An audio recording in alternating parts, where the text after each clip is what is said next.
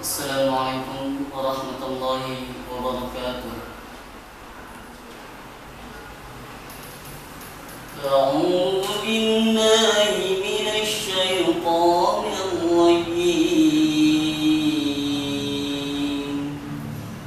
بسم الله الرحمن الرحيم.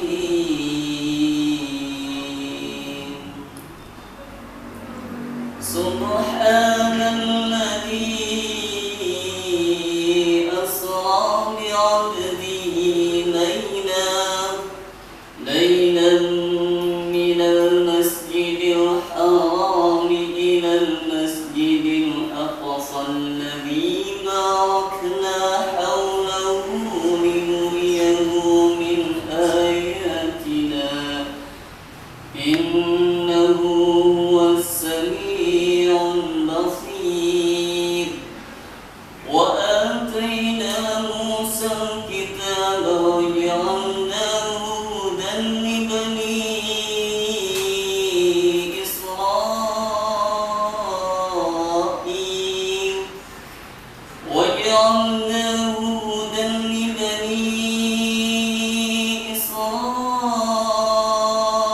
إسرائيل ألا تتخذوا من دوني وكيلا ذرية من حملنا مع نوح